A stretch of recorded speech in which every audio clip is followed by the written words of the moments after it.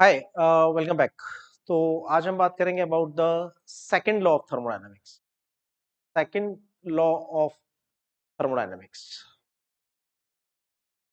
Second law of thermodynamics को समझने से पहले हमें यह समझना पड़ेगा कि फर्स्ट लॉ ऑफ थर्मोडायनेमिक्स ने हमें क्या बताया, क्या इंफॉर्मेशन दिया और क्या इंफॉर्मेशन नहीं दिया। ठीक है, what is the information we received from the second law, sorry first law, and what information we did not get it from the first law. तो फर्स्ट लॉ ने बेसिकली ब्रॉडली आपको एक ही बात बताई है और वो है energy conservation law. First law is nothing but it is a energy conservation law. वो आपको फर्स्ट लॉ सिर्फ इतना बताता है कि भाई जब प्रोसेस आपने स्टार्ट किया तो कितनी एनर्जी थी और जब आपने प्रोसेस खत्म किया तो कितनी एनर्जी थी, उसका डिफरेंस बताता है। राइट। प्रोसेस के पहले कितनी एनर्जी थी वो भी नहीं बताता, प्रोसेस के बाद कितनी एनर्जी है वो भी नहीं बताता। वो आपको ये बताता है कि जब प्रोसेस हुआ, रिएक्शन हुआ, तो कुछ एनर्जी में चेंजेस हुए, या तो पहले से एनर्जी कम हो गई या पहले से एनर्जी ज्यादा हो गई। तो वो एनर्जी चेंज कितना है, बस फर्स्ट लॉ इतना ही बताता है। ठीक है, फर्स्ट लॉ इससे बियॉन्ड कुछ नहीं बताता है।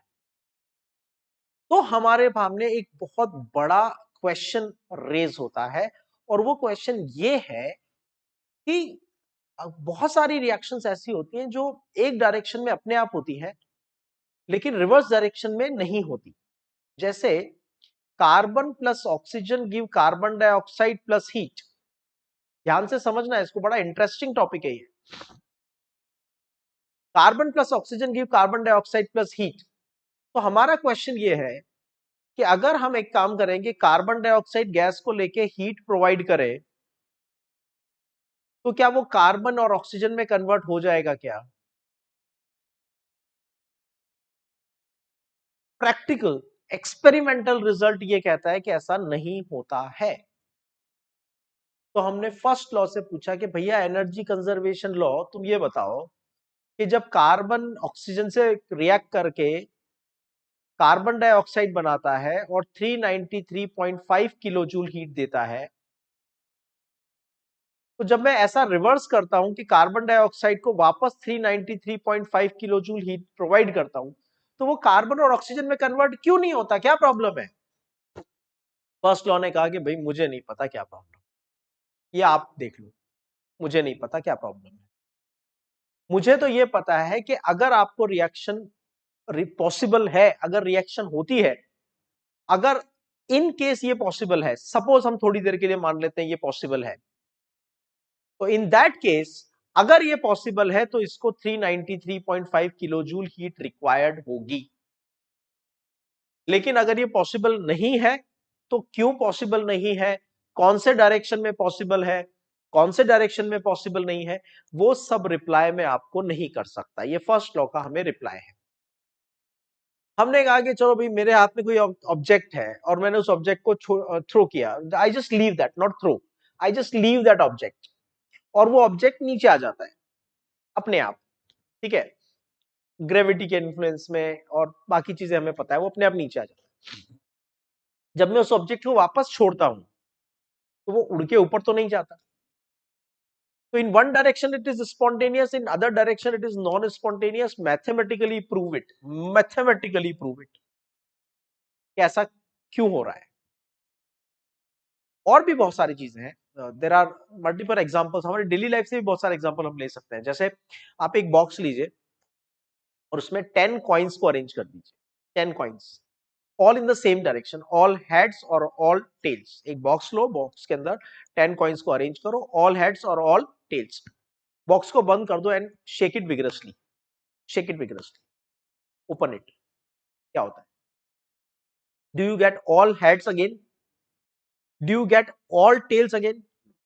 Do you get them arranged in the same proper way you had kept them? No. चलो ठीक है, हमने रैंडमली सारे कॉइन्स को भर दिया, 10-20 कॉइन्स ले लिए, एक बॉक्स में भर दिया एंड विगरसली शेक इट। क्या वो सब एक ही डायरेक्शन में प्रॉपर अलाइंड होकर अरेंज हो जाते हैं? नहीं होते। अर्थक्वेक आता है, there is so much destruction. ऐसा क्यों नहीं होता कि अर्थक्वेक आया और कहीं पे छोटा सा एक वॉल बन गया, कंस्ट्रक्शन हो गया? Why? What is the problem? Mathematically prove करना है। ठीक है, तो इन सब का कोई आंसर फर्स्ट लॉ के पास नहीं है, और ऐसे ऐसे हमारे पास hundreds and thousands of examples हैं जो फर्स्ट लॉ नहीं एक्सप्लेन कर पा रहा है। फॉर एग्जांपल, बहुत छोटे छोटे एग्जांपल्स ले सकते हैं, जैसे ये एक वेसल है जिसमें गैस A2 फिल्ड है, इसका प्रेशर 1 एटमॉस्फेयर है, और ये दूसरा गैस है B2 दूसरे वेसल में, इसका प्रेशर भी 1 एटमॉस्फेयर है, मतलब दोनों तरफ प्रेशर सेम है। अब मैं दोनों को इनको कनेक्ट कर देता हूं। जब मैं इनको कनेक्ट कर देता हूं तो अपने आप थोड़ी देर बाद इस वेसल में A2 और B2 दोनों गैसेस प्रेजेंट होती हैं, और इस वेसल में भी B2 एंड A2 दोनों गैसेस प्रेजेंट होती हैं, मतलब गैसेस की स्पॉन्टेनियस मिक्सिंग हो गई, अपने आप गैसेस मिक्स हो गई। क्या मैं इन गैसेस को सेपरेट कर सकता हूं? Yes, by applying some special physical method or some special chemical method, I can separate them. But is it possible that they themselves spontaneously will get separated? क्या ये पॉसिबल है कि इस वेसल को मैं ऐसे ही छोड़ दूं तो थोड़ी देर बाद वापस एक वेसल में सिर्फ A2 रहेगा और दूसरे वेसल में सिर्फ B2 रहेगा? Is it possible? क्या ये वापस अपने अपने घर चले जाएंगे अपने आप? Answer is no.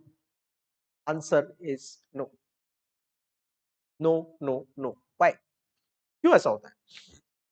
First law से पूछा हमने, भैया क्या प्रॉब्लम है, दोनों तरफ प्रेशर सेम था तो ये मिक्स क्यों हो गए अपने आप, और अगर अपने आप मिक्स हुए तो अपने आप अलग क्यों नहीं हो रहे? तो इसका आंसर फर्स्ट लॉ के पास नहीं है। तो for the time being I can say first law की एक बहुत बड़ी लिमिटेशन है, और वो लिमिटेशन ये है कि ये आपको स्पॉन्टेनिटी एंड फिजिबिलिटी के बारे में नहीं बता सकता। स्पॉन्टेनिटी मतलब ये प्रोसेस अपने आप हो रहा है, स्पॉन्टेनियस जब सेपरेट करना होता है तो अपने आप सेपरेट नहीं होते, मतलब नॉन स्पॉन्टेनियस। ठीक है, तो आपको फर्स्ट लॉ ये नहीं बता सकता कि कौन सा प्रोसेस अपने आप होगा और कौन सा प्रोसेस हमें करना पड़ेगा, मतलब एक्सटर्नल हेल्प रिक्वायर्ड होगी। That is not the scope of first law of thermodynamics, and for that we need second law of thermodynamics. ठीक है, तो direction of the heat flow and direction of the spontaneous reaction, दोनों चीजें first law नहीं बताता। ठीक है, तो डायरेक्शन ऑफ हीट फ्लो बताने के लिए हमने बाद में एक लॉ प्रपोज किया जो ज्यादा फंडामेंटल लॉ था, तो उसको प्रपोज बाद में किया, फर्स्ट लॉ के बाद प्रपोज किया, but it was more fundamental, तो उसको नाम दे दिया जीरोथ लॉ ऑफ थर्मोडायनामिक्स।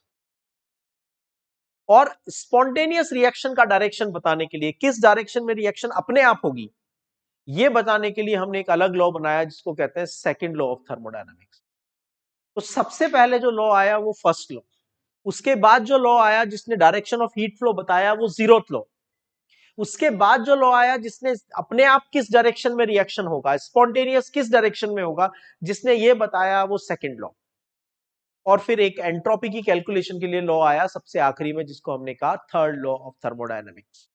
तो व्हाट इज स्पॉन्टेनियस प्रोसेस? मैंने आपको कुछ एग्जांपल बताए, शॉर्ट में सीधा सा मतलब यह है, जिन प्रोसेसेस को करने के लिए किसी एक्सटर्नल फोर्स की रिक्वायरमेंट नहीं होती, राइट? आप किसी ऑब्जेक्ट को उठा के ऊपर ले जा रहे हो तो आपको एक्सटर्नल फोर्स अप्लाई करना पड़ रहा है, वो अपने आप उड़ के ऊपर नहीं जा रहा है, लेकिन जब आप उसको छोड़ते हो तो वो अपने आप नीचे चला जाता है। हाँ, कभी कभी ऐसा होगा कि आपको इनिशिएशन रिक्वायर्ड होगा, मतलब आपको प्रोसेस को एक बार इनिशिएट करना पड़ेगा, लेकिन इनिशिएट करने के बाद वो अपने आप होगा। जैसे मैंने कोल का कंबशन किया, पेट्रोल का कंबशन किया, डीजल का कंबशन किया, तो I just have to ignite them once, एक बार इग्नाइट करके प्रोसेस चालू मुझे करना पड़ेगा, लेकिन इग्नाइट करने के बाद पेट्रोल के कंबशन को कंटिन्यू करने के लिए मुझे कोई एक्सटर्नल हेल्प नहीं करनी पड़ेगी। तो स्पॉन्टेनियस प्रोसेस क्या होते हैं? Process which is a potential to proceed without any external agency और force. Sometimes initiation may be required. They are irreversible processes and may require external agency or force to reverse the process. इस line को समझो, पहली बात समझो, process which has a potential to proceed without external agency, object छोड़ा अपने आप नीचे चला गया, हाई लेवल से लो लेवल तक वाटर अपने आप फ्लो करके चला गया, ठीक है, कार्बन को ऑक्सीजन से कंबशन स्टार्ट किया, रिएक्शन अपने आप हो गई, सिर्फ मैंने स्टार्ट किया, उसके बाद कुछ नहीं किया, तो वो हो गया स्पॉन्टेनियस। हाँ, मुझे इनिशिएशन करना पड़ेगा कुछ केसेस में, जैसे मुझे कंबशन करना है तो मुझे उसको इग्नाइट करना पड़ेगा, एक बार स्टार्ट मुझे करना पड़ेगा, स्टार्ट होने के बाद वो अपने आप हो जाएगा। सेकेंड लाइन क्या है, दे आर इरिवर्सिबल प्रोसेस। अब आपको ध्यान से समझो, आप जो सोचते हो कि रिवर्सिबल का मतलब जो दोनों डायरेक्शन में जा सकता है वो रिवर्सिबल, और जो एक ही डायरेक्शन में जा सकता है वो इरिवर्सिबल। एम आई राइट? आप लोग ऐसे ही सोचते हो, at least most of you, not all of you but at least most of you, कि भाई reversible the one which can go in both the directions, irreversible which can go only in one direction. That's what we think. Okay, इसको थोड़ा सा आगे बढ़ाते हैं। मैंने ये ऑब्जेक्ट को छोड़ा और ये नीचे आ गया, फिर मैं ऑब्जेक्ट को उसको उठा के ऊपर ले गया, क्या ये प्रोसेस रिवर्सिबल है या इरिवर्सिबल है? सुनो, मैंने इस ऑब्जेक्ट को छोड़ा, ये नीचे आ गया, फिर मैंने इसको पुश किया और ये ऊपर आ गया, इज इट रिवर्सिबल और इरिवर्सिबल? तो the thing is it is irreversible. देखो, रिवर्सिबल का मतलब होता है process can go in both the direction under the same conditions of the system. वो कंटिन्यूअसली आगे पीछे जा सकता है, ठीक है, अंडर द सेम कंडीशंस। यहां कंडीशन सेम नहीं है, यहां पे मैं छोड़ता हूं तो अपने आप नीचे जाता है, कोई एक्सटर्नल फोर्स नहीं चाहिए। लेकिन जब रिवर्स आता है तो वो उसी कंडीशन में अपने आप नहीं आ रहा है, मुझे कंडीशन बदलनी पड़ी, मुझे फोर्स बढ़ाना पड़ा, तब वो गया। समझे बात को?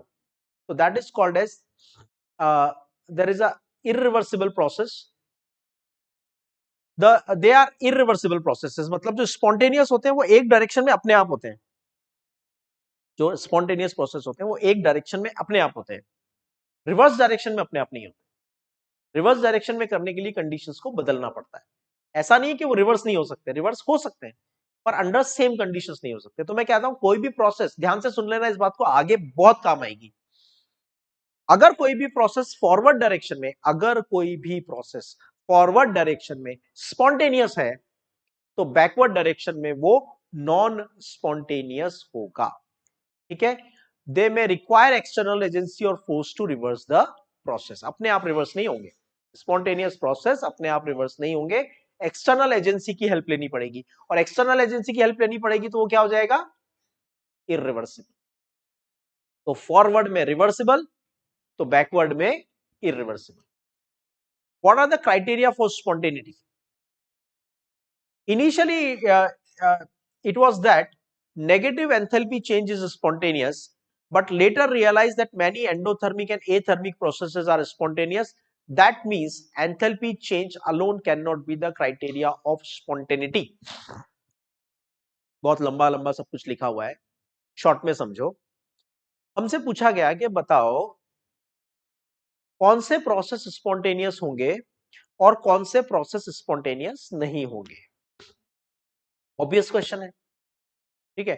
हर चीज को तो आप प्रैक्टिकली करके देखोगे नहीं, स्पेशली केमिकल रिएक्शंस। कुछ की चीजों को तो आपको एडवांस में प्रेडिक्ट करना पड़ेगा कि ये स्पॉन्टेनियस है नॉन स्पॉन्टेनियस। अच्छा, इसमें एक ट्विस्ट और है, आइस रूम टेम्परेचर पे अपने आप मेल्ट होती है, मतलब आइस का मेल्ट होना क्या है? स्पॉन्टेनियस। पर क्या हमेशा ऐसा होता है?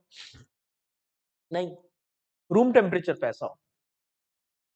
अगर टेम्परेचर 0 डिग्री है, सब 0 डिग्री टेम्परेचर है, तो क्या आइस अपने आप मेल्ट होगी?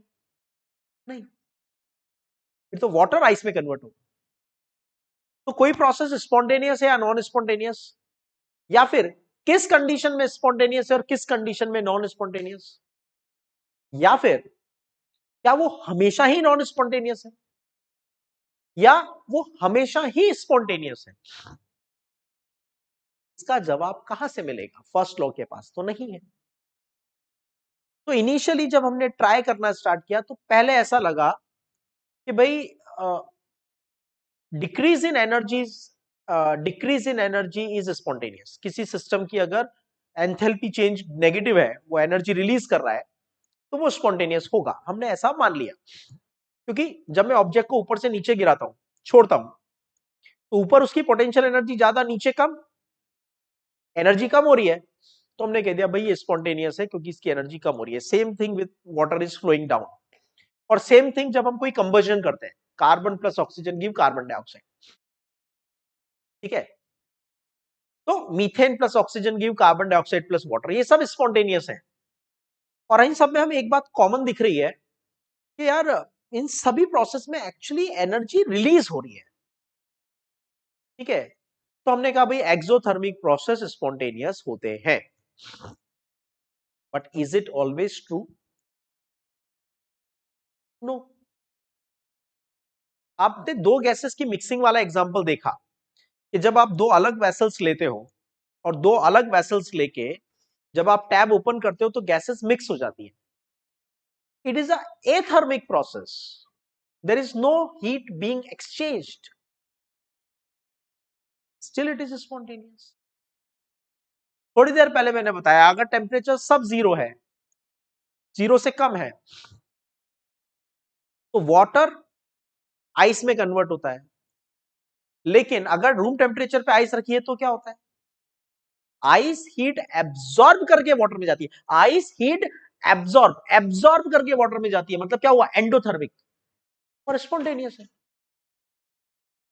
ये तो बड़ा क्वेश्चन बन गया, समझ में नहीं आ रहा है। कुछ प्रोसेस ऐसे हैं जो, अच्छा एक बात और सोचो, मैंने रूम में एक प्लेट में लिया आइस, दूसरे में लिया at a hot glass of water, ठीक है, एक में हॉट वाटर है दूसरे में आइस है, दोनों को रूम में रख दिया, थोड़ी देर बाद चेक किया क्या होगा? थोड़ी देर बाद चेक करो क्या होगा। तो थोड़ी देर बाद ये होगा कि आइस मेल्ट होके 0 डिग्री का वाटर बनाएगी और फिर वो वाटर थोड़ी देर में रूम टेम्परेचर में आ जाएगा। जो हॉट वाटर है वो क्या करेगा? वो भी हीट लूज करेगा और थोड़ी देर बाद उसका भी टेम्परेचर रूम टेम्परेचर के बराबर हो जाएगा। क्या दोनों प्रोसेसेस में हीट गेन हो रहा है या दोनों में लॉस हो रहा है? दोनों ही नहीं है। जो ice to 0 degree water and 0 degree water to normal water, इसमें तो हीट एब्सॉर्ब हो रही है और अपने आप हो रही है स्पॉन्टेनियसली। और जो हॉट वाटर से नॉर्मल वाटर बन रहा है उसमें हीट लूज हो रही है, और दोनों ही प्रोसेस एक ही रूम में रखे हुए हैं और एक साथ हो रहे हैं, दोनों स्पॉन्टेनियस। तो इसका मतलब सिर्फ एंथैल्पी को यूज करके मैं स्पॉन्टेनिटी को प्रेडिक्ट नहीं कर सकता हूं, ठीक है। Later it was thought that entropy is spontaneous. Entropy क्या है? एंट्रोपी के बारे में मैं थोड़ी देर बाद बहुत डिटेल में बात करूंगा, लेकिन अभी मैं आपको शॉर्ट में एक एग्जांपल देता हूं। एंट्रोपी का मतलब होता है डिसऑर्डर,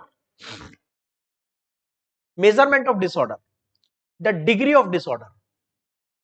देखो, आपने, जैसे मैंने पहले बताया था, 10 कॉइन्स को एक प्रॉपर 2 रो में अरेंज किया, ऑल हेड्स, और जितना बेस्ट आप अरेंज कर सकते थे उतना अच्छा अरेंज किया। तो इसका मतलब there is a high range of order, सब बढ़िया अच्छे से अरेंज है।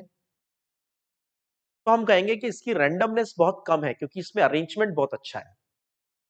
तो साइंटिफिकली मैं क्या बोलूंगा? मैं कहूंगा इसकी एंट्रोपी कम है। Then I slightly tilt the box, slightly tilt the box, coins थोड़े इधर उधर हो जाते हैं, स्टिल ऑल हेड्स, बट थोड़े इधर उधर हो जाते हैं, तो थोड़ा रैंडमनेस बढ़ गया। साइंटिफिकली मैं कहूंगा एंट्रोपी हैज इंक्रीज्ड। क्लियर? समझ में आ रहा है? फर्दर मूव, फिर हमने क्या किया, हमने बॉस को पकड़ के विग्रसली शेक किया। अब तो कॉइन्स की लोकेशंस भी चेंज हो गई, हेड्स के टेल्स बन गए, टेल्स के हेड्स बन गए, पता नहीं क्या क्या हो गया। अब क्या कोई ऑर्डर है? अब कोई ऑर्डर नहीं, there is no ordered arrangement. I would say entropy has further increased. तो हमें लगा कि मोस्ट ऑफ द टाइम जब एंट्रोपी बढ़ती है तो प्रोसेस स्पॉन्टेनियस होता है, डिसऑर्डर बढ़ता है वो स्पॉन्टेनियस होता है। मैंने बताया था ना, अर्थक्वेक आता है तो डिस्ट्रक्शन हो जाता है, क्यों? क्योंकि इट इज रैंडमनेस, एंट्रोपी बढ़ रही है तो स्पॉन्टेनियस। तो हमें लगा कि स्पॉन्टेनिटी भी एक क्राइटेरिया हो सकता है स्पॉन्टेनिटी को प्रेडिक्ट करने का, लेकिन एब्सोल्यूट क्राइटेरिया नहीं हो सकता। सिर्फ सिस्टम की एंट्रोपी देख के आप ये नहीं बता सकते कि प्रोसेस स्पॉन्टेनियस होगा या नहीं। इसका एग्जांपल है वाटर टू आइस। जब मैं सब जीरो टेम्परेचर पे वाटर को रखता हूं तो वो अपने आप वाटर से आइस में कन्वर्ट होता है। जब मैं रूम में वाटर वेपर्स को रखता हूं तो वो अपने आप कंडेंस होकर लिक्विड वाटर बनाती हैं। लिक्विड मतलब पार्टिकल्स का कोई अरेंजमेंट नहीं है, आइस मतलब पार्टिकल का डेफिनेट अरेंजमेंट है, मतलब एंट्रोपी कम हो रही है। वाटर वेपर्स मतलब मॉलिक्यूल्स भाग रहे हैं इधर उधर, कोई अरेंजमेंट नहीं है, और ऊपर से भाग भी रहे हैं इधर उधर, जहां पे भी जगह मिल रही है सब जगह जा रहे हैं, तो एंट्रोपी बहुत ज्यादा है। और जब लिक्विड बनाया तो एटलीस्ट भाग रहे हैं, लेकिन धीरे भाग रहे हैं कंपेयर टू गैस, और एक लिमिटेड वॉल्यूम में भाग रहे हैं। मतलब गैस से लिक्विड में आया तो एंट्रोपी कम हो गई। तो एंट्रोपी के बेसिस पे भी, सिर्फ एंट्रोपी के बेसिस पे भी मैं स्पॉन्टेनिटी को प्रेडिक्ट नहीं कर सकता। तो हम लेके आए सेकंड लॉ ऑफ थर्मोडायनामिक्स, जहां पे हमने स्पॉन्टेनिटी को ज्यादा अच्छे से मैथमेटिकली डिफाइन किया। समझ में आ रहा है? तो समराइज कर देता हूं आगे जाने से पहले। First law is the law of energy conservation. First law is the law of energy conservation. It only tells about energy changes taking place in a process. It does not give you the direction of heat flow. उसके लिए लेके आया zeroth law. It does not give the direction of spontaneous process. उसके लिए लेके आया second law. Spontaneity क्या है ये आपको समझ में आ गया, जो प्रोसेस अपने आप होता है वो स्पॉन्टेनियस होता है। एक डायरेक्शन में अपने आप हो रहा है स्पॉन्टेनियस, तो उसका रिवर्स डायरेक्शन हो जाएगा नॉन स्पॉन्टेनियस। उसके बाद क्वेश्चन ये अराइज हुआ कि कैसे पता करेंगे कि कौन सा स्पॉन्टेनियस है और कौन सा स्पॉन्टेनियस नहीं है, कैसे पता चलेगा? तो हमने कहा कि भाई ठीक है, हम एंथैल्पी चेंज के बेसिस से बता दें। हमें स्टार्टिंग में कुछ ऐसा लगा कि जो भी प्रोसेस एक्सोथर्मिक होता है वो स्पॉन्टेनियस होता है। स्टार्टिंग में लगा ऐसा कि exothermic processes are more spontaneous. बाद में पता चला ऐसा नहीं है, कुछ एंडोथर्मिक प्रोसेस भी स्पॉन्टेनियस होते हैं, या कुछ एथर्मिक प्रोसेस भी स्पॉन्टेनियस होते हैं। तो हम एंट्रोपी को बीच में लाए कि भाई जब भी प्रोसेस में डिसऑर्डर बढ़ता है, रैंडमनेस बढ़ती है, तो वो प्रोसेस स्पॉन्टेनियस हो जाता है। लेकिन बहुत सारे ऐसे एग्जांपल्स मिले जहां पे एंट्रोपी कम हो रही थी, सिस्टम की एंट्रोपी डिसऑर्डर कम हो रहा था, अनऑर्डर्ड से ऑर्डर्ड की तरफ जा रहा था सिस्टम, गैस से लिक्विड की तरफ आ रहा था या लिक्विड से सॉलिड की तरफ जा रहा था, फिर भी प्रोसेस स्पॉन्टेनियस था। तो इसका मतलब enthalpy alone and entropy alone can not be the criteria of spontaneity. सिर्फ हीट रिलीज कर देने से प्रोसेस स्पॉन्टेनियस नहीं हो जाएगा, सिस्टम के ऑर्डर को खराब कर देने से वो स्पॉन्टेनियस नहीं हो जाएगा। इसमें कुछ और भी ट्विस्ट होंगे, और उस ट्विस्ट को हम लेके आए in the form of second law of thermodynamics. Before going for the second law of thermodynamics कर लेते हैं about entropy, spontaneity and entropy. Spontaneity क्या है? It is a reaction that takes place on its own without any external influence, as I already said. जैसे इन दोनों gases का mixing, ठीक है, तो दोनों गैसेस मिक्स हो गई। Cooling of the, not how water, it is hot water, right? It is a hot water kept in the room. Heating of the cold water from low temperature to the room temperature. 0 degree का water 25 degree तक अपने आप heat हो जाता है, और 100 degree का water अपने आप 25 तक कूल हो जाता है। दोनों एक ही रूम में रखे हुए हैं और दोनों ही प्रोसेस स्पॉन्टेनियस है। Destruction during earthquake or combustion of the coal, these all are the examples of the spontaneous processes. It is a unidirectional, मतलब एक डायरेक्शन में spontaneous, तो रिवर्स डायरेक्शन में non spontaneous. It is not concerned with the rate at which the process takes place. अब ये नहीं कह सकते कि कोई प्रोसेस स्पॉन्टेनियस है तो वो फास्ट होगा या स्लो होगा या मॉडरेटली फास्ट होगा या मॉडरेटली स्लो होगा, पता नहीं। स्पॉन्टेनिटी का रेट के साथ कोई रिलेशन नहीं है। It proceeds till the equilibrium is achieved, right? All natural processes are spontaneous, nature में होने वाले सभी प्रोसेसेस अपने आप हो रहे हैं, हम तो नहीं कर रहे हैं उनको, ठीक है। इसका मतलब वो प्रोसेसेस क्या है, स्पॉन्टेनियस प्रोसेसेस है। अब बात करते हैं एंट्रोपी की। एंट्रोपी का मतलब मैंने आपको बताया, it is a degree of randomness. Come entropy मतलब प्रॉपर अरेंजमेंट, ज्यादा एंट्रोपी मतलब थोड़ा कम अरेंजमेंट, बहुत ज्यादा एंट्रोपी मतलब वेरी मच डिसऑर्डर। तो सॉलिड्स में पार्टिकल्स का डेफिनेट अरेंजमेंट होता है और डेफिनेट वॉल्यूम भी होता है। कोई पार्टिकल कहीं जा नहीं रहा इधर उधर, अपनी जगह पे ही है। तो मैं क्या कह सकता हूं कि सॉलिड की एंट्रोपी जीरो होती है, सॉलिड में प्रॉपर परफेक्ट अरेंजमेंट होता है? नहीं, ऐसा नहीं है। पार्टिकल अपनी जगह से कहीं नहीं जा रहा, लेकिन अपनी जगह पे रखा रखा वाइब्रेट तो कर रहा है ना। Vibration is a inevitable motion, solids में भी होता है। तो पार्टिकल्स अपनी जगह पे वाइब्रेट तो कर रहे हैं, मतलब उसमें डिस्टर्बेंस तो है, रैंडमनेस तो है, एंट्रोपी तो है, लेकिन बहुत कम है, क्योंकि पार्टिकल्स सिर्फ अपनी जगह पे वाइब्रेट कर रहे हैं, ठीक है। देखो, सपोज एक क्लासरूम में हमने स्टूडेंट्स को प्रॉपर्ली अरेंज करके एक डेफिनेट प्लेस पे बैठाया हुआ है एंड एवरीबडी इज क्वाइट, कोई बात नहीं कर रहा है, तो मैं क्या कहूंगा, एंट्रोपी जीरो है? नहीं, एंट्रोपी जीरो नहीं है, बिकॉज थोड़ा मोशन तो होगा ना बॉडी में, हम ब्लिंक करेंगे, ब्रीथ करेंगे, मूव करेंगे, थोड़ा हाथ हिलाएंगे, नेक मूवमेंट होगा, तो मूवमेंट तो जीरो नहीं होगा। ऐसा तो नहीं है कि भाई सब कुछ एकदम फ्रोजन है और एक ही जगह पे है, हिल भी नहीं रहा है, ऐसा तो नहीं है। हाँ, लेकिन एकदम प्रॉपर स्टूडेंट्स बैठे हुए हैं, एकदम क्वाइट है, कोई बात नहीं कर रहा है, मतलब रैंडमनेस अपने मिनिमम लेवल पे है, एंट्रोपी कम है। वही स्टूडेंट्स अगर आपस में बात करना चालू कर देते हैं, थोड़ा अपना इधर उधर थोड़ा क्लास में मूव करते हैं, तो क्या हो जाएगा, हम कहेंगे रैंडमनेस बढ़ गई। तो लिक्विड में क्या होता है, पार्टिकल का कोई अरेंजमेंट नहीं होता and they are in continuous motion, तो हम कहेंगे कि उसकी एंट्रोपी बढ़ गई। गैस में क्या होता है, particles are in the motion, there is no shape, and they are moving to any available volume, they are moving to any available volume, कहीं पे भी जा रहे हैं, ठीक है। मतलब रैंडमनेस और बढ़ गई।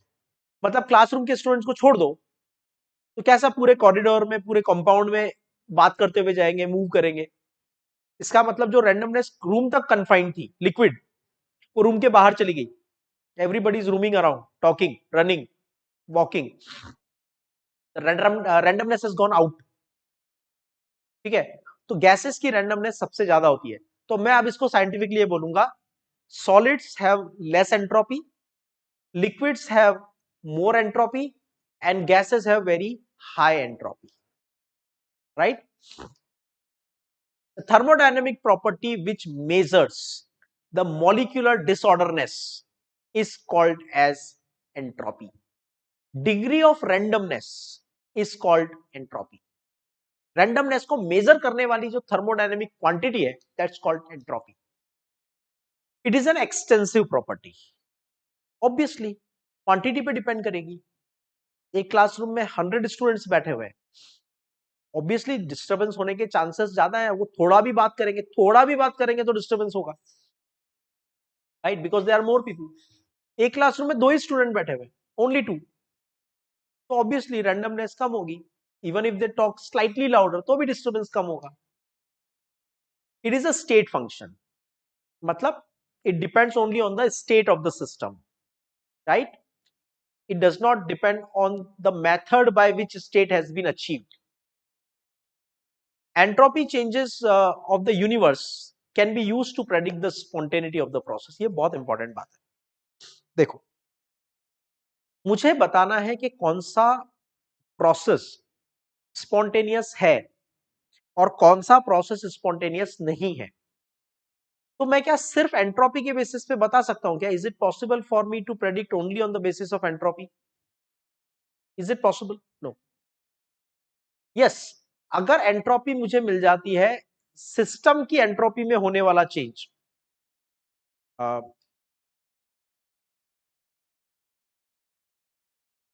सिस्टम की एंट्रोपी में होने वाला चेंज और सराउंडिंग की एंट्रोपी में होने वाला चेंज, दोनों को ऐड करो। मतलब रूम में आइस मेल्ट हो रही है,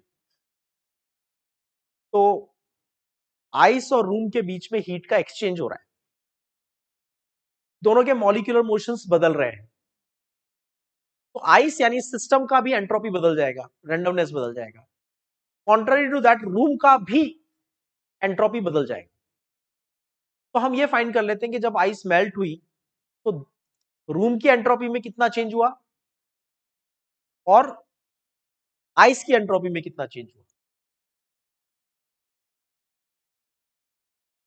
अगर टोटल एंट्रोपी चेंज पॉजिटिव आया मतलब यूनिवर्स की एंट्रोपी बढ़ गई। अब यूनिवर्स को बहुत ज्यादा सीरियसली मत लेने ना आप, ओ यूनिवर्स की एंट्रोपी बढ़ गई, पूरा यूनिवर्स डिसऑर्डर हो गया, नहीं, ऐसे इतना इतना ज्यादा डीप थिंकिंग मत करो।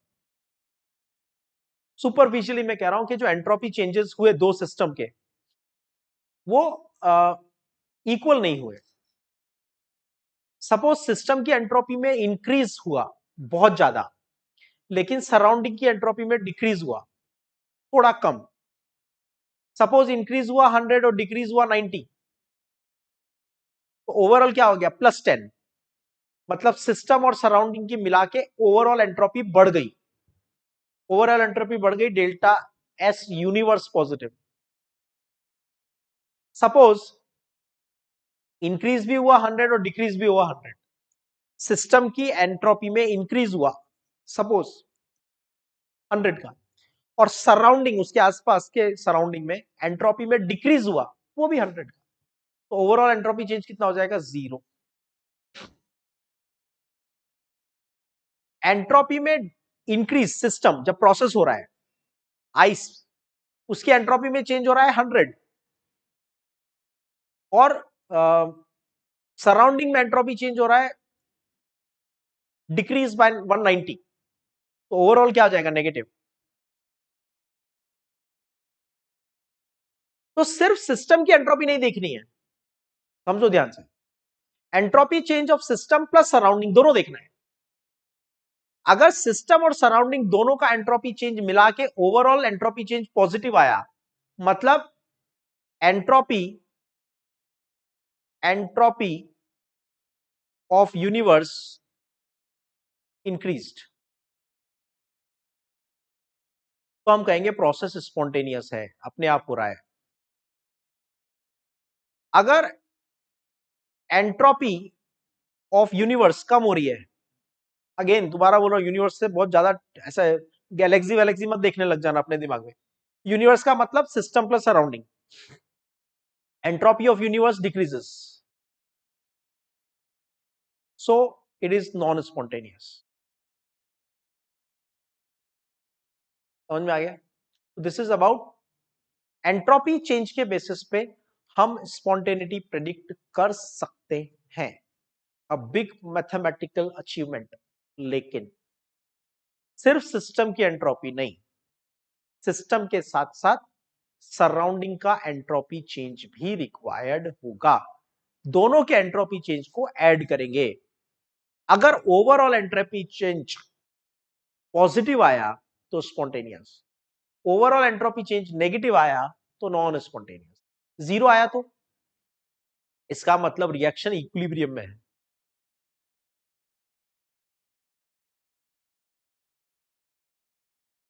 जितना फॉरवर्ड हो रही है उतने वापस बैकवर्ड हो रही है। शायद कुछ ऐसी कंडीशन है कि जितनी आइस मेल्ट होती है सेम टाइप में उतनी आइस वापस बन भी जाती है, वाटर वापस फ्रीज भी हो जाता है। इक्विलिब्रियम है 0 डिग्री पे। अब 0 डिग्री पे आइस और वाटर में इक्विलिब्रियम है, तो जितनी आइस मेल्ट होगी, जितनी भी आइस मेल्ट होगी उतना ही वाटर वापस फ्रीज हो जाएगा, तो आइस की क्वांटिटी वाटर की क्वांटिटी कांस्टेंट हो जाएगी। तो हम कहेंगे स्पॉन्टेनियस प्रोसेस नहीं है, ये इक्विलिब्रियम में है। ठीक है, all natural processes are spontaneous because all such process entropy of the universe increases। ठीक है, नाउ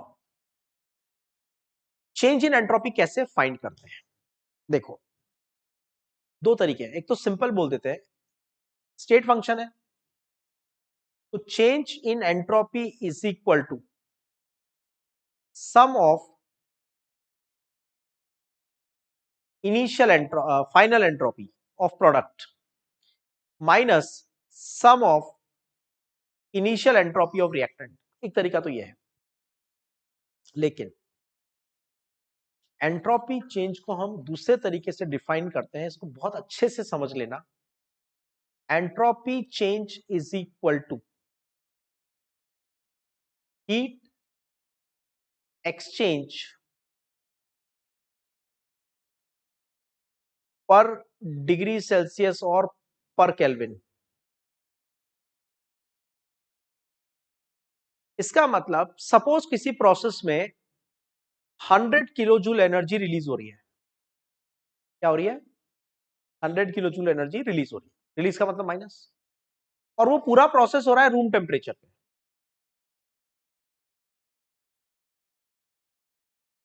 ठीक है, तो इसका मतलब मैंने चेंज इन टेम्परेचर नहीं लिखा, मैंने टेम्परेचर लिखा है, याद रखना। कुछ लोग क्या करते हैं, इसको हीट कैपेसिटी से कंपेयर करने लग जाते हैं, Q अपॉन डेल्टा टी। ठीक है, तो ये डेल्टा टी नहीं है, ये टी है, टेम्परेचर। तो ये जो मैथमेटिकल फंक्शन आया, heat exchange divided by temperature at which heat exchange, इसको कहते हैं एंट्रोपी चेंज। बस इतना ही समझो। देखो, कुछ चीजें ऐसी होती है जिनमें आपको उनका कोर आइडिया समझना होता है कि क्यों हो रहा है, कैसे हो रहा है, क्या मतलब है। And there are certain things which we need to just learn to apply. अभी आपको मर्सिडीज चलाने को दिया है तो चलाओ, कैसे चलाते हैं वो सीख लो। अभी मर्सिडीज में कौन सा पार्ट क्यों डाला है, उसका क्या यूज है, उसको हटा दूंगा तो क्या होगा, ये सब उस पर्टिकुलर केस में रिक्वायर्ड नहीं है। ठीक है, तो हमारे सब्जेक्ट में भी, सिलेबस में भी कुछ ऐसे टॉपिक्स होते हैं जहां हमें इन डेप्थ जाना पड़ता है कि क्यों हो रहा है, क्या हो रहा है, कैसे हो रहा है, मैं कुछ करूंगा तो इसमें क्या फर्क पड़ेगा। लेकिन कुछ क्वेश्चंस ऐसे होते हैं कि जहां पे हमें सिर्फ क्या है उतना समझना होता है, क्यों है, कैसे है, ये करूंगा तो क्या होगा, वो करूंगा तो क्या होगा। Many at times it's not required. Entropy को इसी तरह से लो, जितनी भी हीट दिया या गेन किया, प्लस क्यू और माइनस क्यू, और जितने टेम्परेचर पे किया, बस बात खत्म, उतना ही है। आइस मेल्ट हो रही है 0 डिग्री पे, तो आइस 0 डिग्री पे मेल्ट हो रही है, तो मैं क्या करूंगा, मैं सिंपल लॉजिक लगाऊंगा। आइस ने मेल्ट होने के लिए कितनी हीट एब्जॉर्ब की, सपोज मैं आपको बता देता हूं 6.025 किलो जूल हीट एब्जॉर्ब की आइस ने मेल्ट होने के लिए। कितने टेम्परेचर पे आइस मेल्ट हो रही है? 0 डिग्री पे। आइस का टेम्परेचर 0 डिग्री है, रूम का टेम्परेचर 298 है, लेकिन आइस का तो 0 डिग्री है। सिस्टम का टेम्परेचर 0 डिग्री है, तो डिवाइडेड बाय 273 केल्विन। इसको हम बोलेंगे एंट्रोपी चेंज ऑफ आइस। समझ में आ गई बात? इतना ही करना है। ठीक है, total entropy change for the different process, entropy of the system plus entropy of surrounding.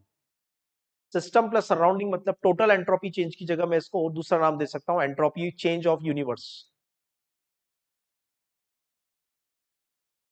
If delta is total, मतलब यूनिवर्स की एंट्रोपी बढ़ रही है, ग्रेटर देन 0 है, तो प्रोसेस स्पॉन्टेनियस होता है। अगर डेल्टा एस टोटल, यूनिवर्स की एंट्रोपी कम हो रही है, तो प्रोसेस नॉन स्पॉन्टेनियस होता है। और अगर एंट्रोपी कम हो 0 रहती है, total entropy change of universe 0 रहता है, इसका मतलब प्रोसेस इक्विलिब्रियम में है। ठीक है, now so just be clear about this part. अब एक बात समझो ध्यान से, delta S is equal to heat exchange reversibly, heat exchange reversibly plus or minus divided by the temperature at which the heat has been exchanged. अब Q reversible at constant pressure, जो भी heat release हो रही है, gain हो रही है, pressure constant है, तो हम उसको क्या बोलेंगे? QP। और क्या बोल सकते हैं? Enthalpy change. तो इसका मतलब मैं लिख सकता हूं entropy change is equal to enthalpy change upon temperature of the system और सराउंडिंग। अगर आप सराउंडिंग का एंट्रोपी चेंज ले रहे हो तो सराउंडिंग के टेम्परेचर से डिवाइड करो, सिस्टम का एंट्रोपी चेंज ले रहे हो तो सिस्टम के टेम्परेचर से डिवाइड करो। अब एंट्रोपी के एंथैल्पी के अलग अलग टाइप होते हैं। एंथैल्पी ऑफ फ्यूजन मतलब 1 मोल सॉलिड मेल्ट होके 1 मोल लिक्विड बना रहा है, एंथैल्पी ऑफ फ्यूजन। जैसे आइस मेल्ट होके वाटर बना रही है, तो उसमें कितना एंट्रोपी चेंज होगा। आइस से वाटर बनती है तो कितना एंट्रोपी चेंज होता है, कैसे पता करेंगे? सिंपल है,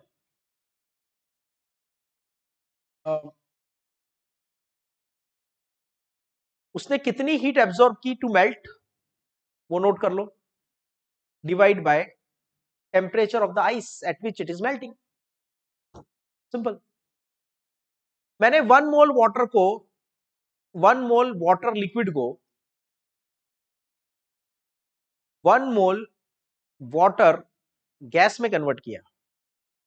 1 मोल वाटर लिक्विड को 1 मोल वाटर गैस में कन्वर्ट किया, ठीक है। ऑब्वियसली कुछ हीट एब्सॉर्ब हुई होगी। अब मैं आपसे पूछ रहा हूं कि भाई रैंडमनेस तो बढ़ी ना, लिक्विड से गैस गया तो रैंडमनेस बढ़ गई, मतलब एंट्रोपी बढ़ गई। मैं आपसे पूछा हूं, बताओ एंट्रोपी चेंज कितना हुआ, तो आप क्या करोगे? Heat exchanged divided by the temperature at which the heat is being exchanged. Let's say 373 Kelvin. ये आ गया एंट्रोपी चेंज, ठीक है। सो अगर प्रोसेस है वेपराइजेशन का तो हम बोलेंगे entropy change of vaporization, entropy change of vaporization, entropy change of vaporization is equal to enthalpy change of vaporization divided by the temperature. Enthalpy of entropy change of fusion, right, melt होने के लिए। तो melt होने में कितना entropy change होता है, कितना रैंडमनेस बदलता है, तो जितनी वो हीट एब्सॉर्ब करता है मेल्ट होने के लिए, divided by the temperature at which it melts. Solid से डायरेक्ट गैस बनाया तो सॉलिड में तो पार्टिकल ऑर्डर्ड थे, अरेंज थे। अभी डायरेक्ट गैस बनाया, सॉलिड में पार्टिकल अरेंज थे। अभी गैस बनाया तो प्रोसेस क्या हुआ? सब्लिमेशन। तो सॉलिड से गैस बनाओगे तो कुछ हीट देनी पड़ेगी ना, तो कितना हीट सिस्टम ने एब्सॉर्ब किया, divided by the temperature at which sublimation has taken place. That is called as the entropy change of the phase transition. इस टॉपिक को हम क्या बोलेंगे, इस पर्टिकुलर टॉपिक को entropy change of the phase transition, okay. Enthalpy of the fusion of ice is 6.025 kilo joule per mole. आपको उन्होंने कहा कि भाई देखो ऐसा है कि मैंने लिया आइस 1 मोल, H2O सॉलिड 1 मोल, ये लिया मैंने, और इसको 6.025 किलो जूल हीट जब प्रोवाइड करते हैं तो ये कन्वर्ट हो जाता है इनटू H2O लिक्विड, सेम 1 मोल। और इसका जो टेम्परेचर होता है वो 273, आइस का टेम्परेचर क्या होता है जब वो मेल्ट होती है, 0 डिग्री सेल्सियस, 273 के लिए ये हो रहा है। अब आपको पता है ये तो अपने आप होता है, आपको आइस को रूम में रख दिया तो अपने आप मेल्ट होगी ना, कुछ करने की जरूरत थोड़ी है आपको, अपने आप। तो एग्जामिनर आपसे कह रहा है कि आप इसको मैथमेटिकली प्रूव करो कि अपने आप क्यों हो रहा है। तो हमने कहा delta S universe is equal to delta S of ice plus delta S of room. हमने कहा कि भाई देखो एक काम करो, आइस की एंट्रोपी में जो चेंज हो रहा है और वाटर की एंट्रोपी में जो रूम की एंट्रोपी में जो चेंज हो रहा है, दोनों एंट्रोपी चेंजेस को जोड़ दो, ऐड कर दो। अगर ओवरऑल एंट्रोपी चेंज पॉजिटिव आया तो spontaneous, overall entropy change negative आया तो नॉन स्पॉन्टेनियस, बस। और जीरो आया तो मतलब इक्विलिब्रियम। तो उन्होंने कहा कि भाई ऐसा है, देखो अगर ये प्रोसेस स्पॉन्टेनियस हो रहा है, कंफर्म है, देख रहा हूं मैं प्रैक्टिकली हो रहा है अपने आप, इसका मतलब एंट्रोपी चेंज ऑफ यूनिवर्स, इसका मतलब क्या हुआ कि एंट्रोपी चेंज ऑफ यूनिवर्स जो हमारे पास है, वो एंट्रोपी चेंज ऑफ यूनिवर्स हमारा पॉजिटिव है, मतलब उस प्रोसेस में यूनिवर्स की एंट्रोपी बढ़ रही है।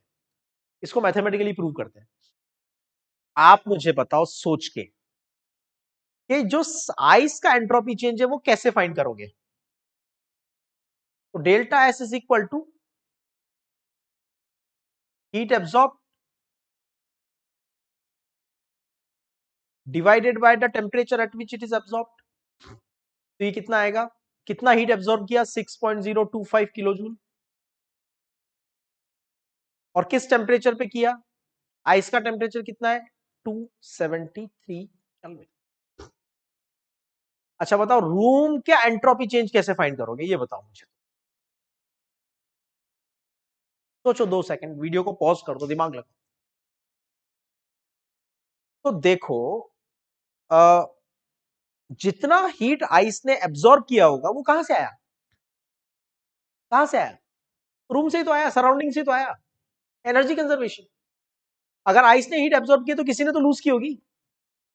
आइस कहां रखी हुई है? रूम में। इसका मतलब आइस ने अगर हीट एब्सॉर्ब की है तो रूम ने हीट लूज की है डेफिनेटली। तो यहां पे क्या हो जाएगा?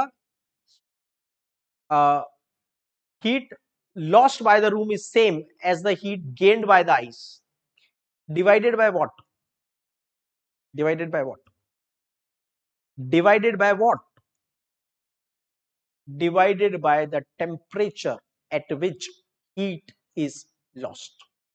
Divided by the temperature at which the heat is lost. Divided by the temperature at which the heat is lost. कितना होगा? Is it 273? Is it 273? No, it's not 273. 273 is the temperature of ice which is melting. System का temperature है. Room का temperature क्या 0 degree है क्या? Room is losing the heat at its own temperature. अगर मैं रूम में एक आइस क्यूब रख दूंगा तो पूरा रूम का टेम्परेचर 0 डिग्री थोड़ी हो जाएगा। फिर तो किसकी जरूरत ही नहीं है, एसी कूलर कुछ नहीं चाहिए, एयर कंडीशनर वगैरह की जरूरत ही नहीं है। हर रूम में जाके एक एक आइस रख दो, रूम का टेम्परेचर 0 डिग्री हो जाएगा। Is it possible? No. Room is losing the heat at its own temperature. Standard temperature कितना होता है? 298 केल्विन। तो यूनिवर्स का एंट्रोपी चेंज कितना आ जाएगा? यूनिवर्स का एंट्रोपी चेंज आ जाएगा plus 6.025 kilo joule divided by 273 plus minus 6.025 divided by 298, दोनों को जोड़ दो, सॉल्व करोगे क्या आएगा? पॉजिटिव आएगा। ठीक है। So melting of ice at room temperature is spontaneous. समझ में आ गया? ठीक है, clear? So that's how by using the entropy of system as well as surrounding we can predict whether the process is spontaneous or non spontaneous। ये एक अच्छा mathematical topic भी है और इसमें से बहुत सारे कंसेप्चुअल क्वेश्चंस भी फॉर्म होते हैं। जैसे अगर डिसऑर्डर बढ़ता है, जैसे सॉलिड से लिक्विड, लिक्विड से गैस, तो हम कहते हैं डेल्टा एस पॉजिटिव है। अगर डिसऑर्डर कम होता है तो हम कहते हैं कि जो प्रोसेस है उसका एंट्रोपी चेंज नेगेटिव है। प्रोसेस का नहीं, सिस्टम का या सराउंडिंग का। ठीक है, तो एंट्रोपी कम हो रही है, जैसे गैस से लिक्विड, लिक्विड से solid, unordered to slightly ordered liquid and liquid to solid the most ordered, तो हम कहेंगे एंट्रोपी कम हो रही है, मतलब डेल्टा एस एंट्रोपी चेंज क्या है? नेगेटिव है। I2 मॉलिक्यूल से I2 एक्वियस बना दिया। अब देखो ये सॉलिड है, particles are having the ordered arrangement. जैसे ही मैंने एक्वियस सॉल्यूशन बनाया सभी आयोडीन के मॉलिक्यूल्स फ्री हो गए। Now there is no ordered arrangement, तो मैं कहूंगा एंट्रोपी हैज इंक्रीज्ड। तो ऑर्डर्ड स्टेट से चला गया डिसऑर्डर्ड स्टेट में, तो डेल्टा एस क्या हो जाएगा? Positive. Entropy change of system, don't go for universe, entropy change of system is positive. H2 gas में दो एटम्स हैं जो एक दूसरे के साथ बॉन्डेड हैं। अब मैंने बॉन्ड ब्रेक कर दिया, तो now number of particles have increased. अगर मैं 1 मोल मॉलिक्यूल लेता हूं, 1 मोल मॉलिक्यूल, 1 मोल मॉलिक्यूल, तो मुझे क्या मिलता है? 2 mole atoms. Number of particle double हो गया ना, ये तो एक्सटेंसिव प्रॉपर्टी है। नंबर ऑफ पार्टिकल बढ़ेंगे तो एंट्रोपी भी क्या होगी? बढ़ेगी। दोनों गैसेस हैं, लेकिन एक में पार्टिकल्स कम है, दूसरे में पार्टिकल्स ज्यादा है, तो entropy change will be positive. Calcium carbonate solid है, इसको हीट किया, कैल्शियम ऑक्साइड सॉलिड बन गया। तो सॉलिड गेमिंग सॉलिड, लेकिन साथ में क्या बन रहा है? गैस। सॉलिड से जब प्रोडक्ट बन रहा है तो प्रोडक्ट में गैस है, which is unordered. Ordered state, but carbon dioxide is an unordered state. So overall entropy change of the system is positive. 2H2 gas plus O2 give H2O। बताओ ये प्रोसेस क्या होगा? इसमें एंट्रोपी चेंज क्या होगा, not process क्या होगा। Spontaneity नहीं बतानी है, आप मुझे बताओ कि इस प्रोसेस में एंट्रोपी का क्या होगा। What happens to the entropy in this case? तो दोनों जो स्टार्टिंग में रिएक्टेंट यूज कर रहे हो वो गैस है, मतलब दोनों ही अनऑर्डर्ड है, और दोनों से प्रोडक्ट क्या बन रहा है? लिक्विड। वो क्या है? Ordered state. ठीक है, अनऑर्डर्ड से ऑर्डर्ड, अनऑर्डर्ड से ऑर्डर्ड, तो ये हो गया स्पॉन्टेनियस प्रोसेस। ठीक है, entropy is the measure of the molecular randomness. ठीक है, सॉलिड में रैंडमनेस कम है तो एंट्रोपी कम है, लिक्विड में रैंडमनेस ज्यादा है तो एंट्रोपी ज्यादा है, गैस में रैंडमनेस ही रैंडमनेस है, अरेंजमेंट है ही नहीं, तो हम कहेंगे एंट्रोपी बहुत ज्यादा है। डेल्टा एस टोटल, सिस्टम का एंट्रोपी चेंज प्लस सराउंडिंग का एंट्रोपी चेंज ग्रेटर देन 0 है, तो हम कहेंगे यूनिवर्स की एंट्रोपी बढ़ रही है और प्रोसेस स्पॉन्टेनियस है। ठीक है, अब नेक्स्ट पार्ट ऑफ वीडियो में हम सेकंड लॉ ऑफ थर्मोडायनेमिक्स के बारे में और डिटेल में बात करेंगे। अभी हमने एक ब्रॉड आइडिया ले लिया, ठीक है, अभी हम सेकंड लॉ ऑफ थर्मोडायनेमिक्स की और कुछ मैथमेटिकल फॉर्म्स पढ़ेंगे। इस वीडियो में हमने मेनली बात की कि फर्स्ट लॉ आपको क्या इन्फॉर्म करता है, क्या नहीं करता। दूसरा हमने ये बात किया कि स्पॉन्टेनियस और नॉन स्पॉन्टेनियस प्रोसेस क्या होते हैं। तीसरा हमने बात किया कि रैंडमनेस क्या होती है, एंट्रोपी क्या होती है, उसको कैसे कैलकुलेट करते हैं, एंट्रोपी का चेंज कैसे कैलकुलेट करते हैं, वो हमने बात किया।